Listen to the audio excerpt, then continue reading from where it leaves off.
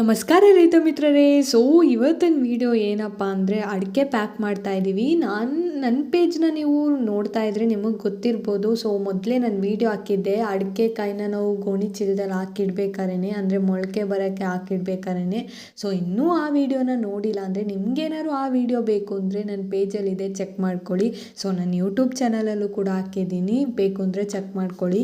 ಇದು ನಾವು ಹಾಕಿಟ್ಟು ಒಂದು 3 ತಿಂಗಳು ಆಗಿರ್ಬೋದು. ಚೆನ್ನಾಗಿ ಬೇರ್ಬಿಟ್ಟೈತೆ. ಇವಾಗ ಇದನ್ನು ಪ್ಯಾಕ್ ಮಾಡೋದಾ ಅಂದ್ಬಿಟ್ಟು ಎಲ್ಲ ಕ್ಲೀನಾಗಿ ಚೀಲ ಎಲ್ಲ ಎತ್ತಿ ಕ್ಲೀನಾಗಿ ಅದಕ್ಕೆ ನೀರು ಇದು ಸ್ವಲ್ಪ ಎಲ್ಲ ಬಿಡಿಸಿದ್ವಿ. ಮಣ್ಣು ತಂದಾಕಾಯಿತು. ಯಾವ ಥರ ಮಣ್ಣಪ್ಪ ಅಂದರೆ ಇದು ಕಪ್ಪು ಮಣ್ಣು.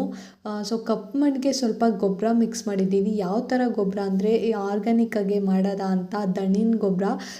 ಯಾವುದೇ ಫರ್ಟಿಲೈಸರ್ಸ್ ಯೂಸ್ ಮಾಡಿಲ್ಲ, ಅಂದರೆ ಡಿಪೋ ಗೊಬ್ಬರ ಅಂತೀವಲ್ಲ ಆ ಥರ ಯಾವುದು ಯೂಸ್ ಮಾಡಿಲ್ಲ. ಹಂಗೆ ಗಿಡ ಮಾಡಿ ಇಡೋದಾ ಅಂತ ಪ್ಯಾಕೆಟ್ ಬರ್ತಿದೆ ಅದಕ್ಕೆ.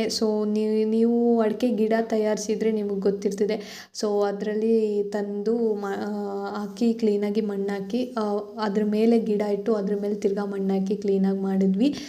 ನಮ್ಮ ತೋಟದಲ್ಲಿರೋ ಗಿಡ ಪೂರ್ತಿ ನಾವೇ ಓನಾಗಿ ಮಾಡಿರೋದು, ಸಸಿ ಮಾಡಿ ಆಮೇಲೆ ನೆಟ್ಟು ಅದು ಮರ ಆಗೈತೆ. ಅದೊಂದು ಖುಷಿ ನಮ್ಮ ತೋಟ ನೋಡ್ಬೇಕಾದ್ರೆ.